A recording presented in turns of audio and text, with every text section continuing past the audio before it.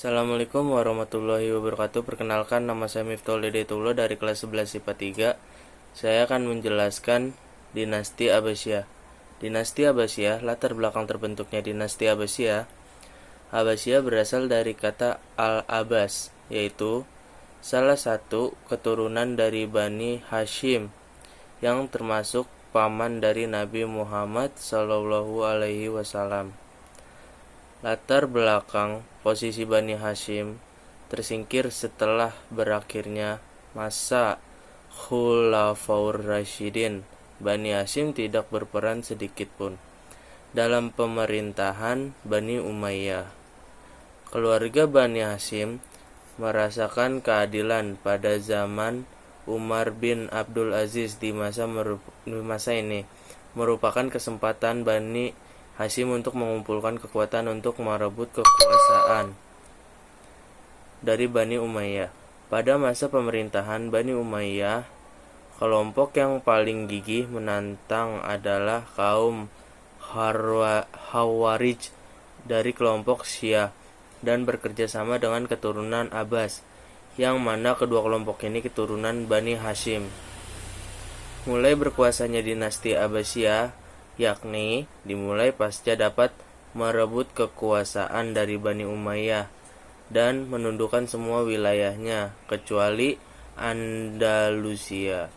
Dimotori oleh Muhammad bin Ali pada masa Khalifah Umar bin Abdul Aziz pada tahun 104 Hijriah atau 723 Masehi, dari Muhammad bin Ali lahirlah seorang putra bernama Abdullah bin Muhammad yang kemudian dikenal dengan nama Abbas As-Saffah, Khalifah pertama Daulah Bani Abbasiyah. Langkah-langkah Bani Abbasiyah mendirikan Bani Abbasiyah. Pertama, membentuk gerakan bawah tanah. Tokoh yang berperan adalah Muhammad Al-Abbas, Ibrahim Al-Imam, Abu Muslim Al-Khurasani. Kedua, menerapkan politik bersahabat. Artinya, keturunan Abbas tidak menunjukkan sikap permusuhan dengan pemerintahan Bani Umayyah. Ketiga, dalam gerakan menanggalkan nama, Bani Abbas bertujuan agar mendapat dukungan dari kelompok pendukung Ali bin Abi Thalib. Keempat, menetapkan wilayah Khurasan sebagai pusat gerak politik Bani Abbas di bawah pimpinan Abu Muslim Al-Khurasani. Masa penderitaan dan puncak kemasaan.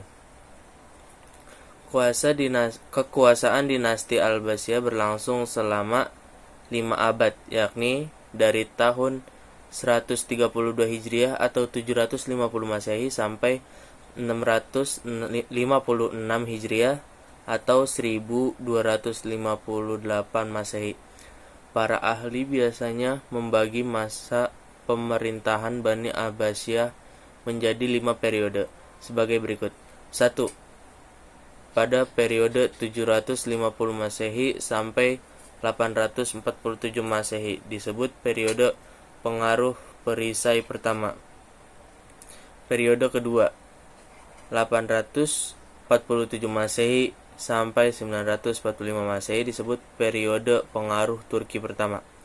Periode ketiga 945 Masehi sampai 1055 Masehi, masa kekuasaan dinasti Bani Buwayyah dalam pemerintahan Khalifah Abbasiyah disebut juga masa pengaruh perisai kedua. Periode keempat 1055 Masehi sampai 1194 Masehi, masa kekuasaan Daulah Bani Seljuk dalam pemerintahan Khalifah Abbasiyah disebut juga dengan masa pengaruh Turki kedua.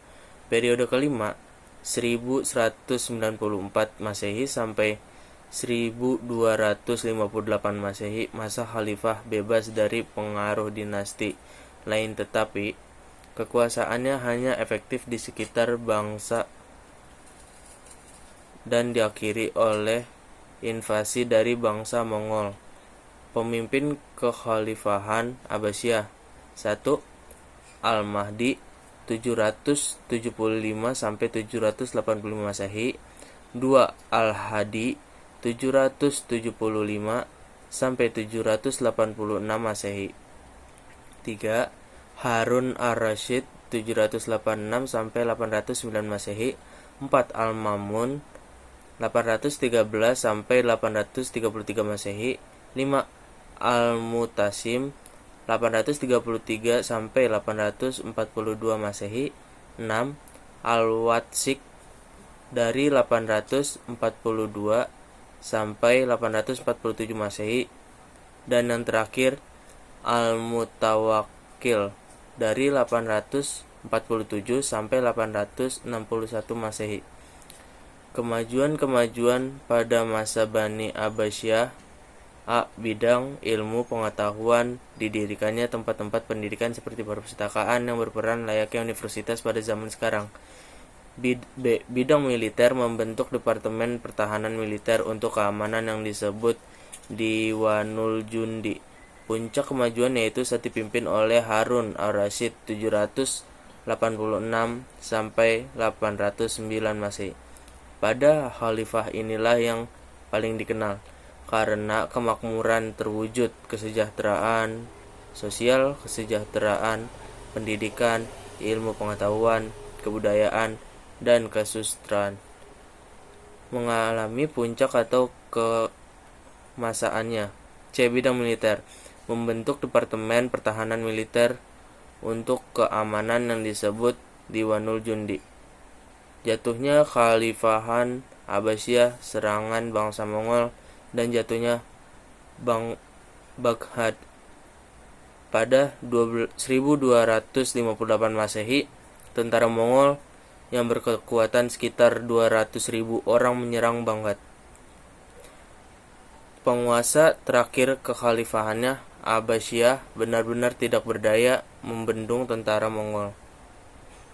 Sebanyak itu, jauhnya Baghdad dari tangan bangsa Mongol secara otomatis mengakhiri kekuasaan Bani Abbasiyah. Sekian penjelasan singkat mengenai dinasti Abbasiyah. Semoga apa yang disampaikan mudah dipahami. Semoga apa yang disampaikan bermanfaat.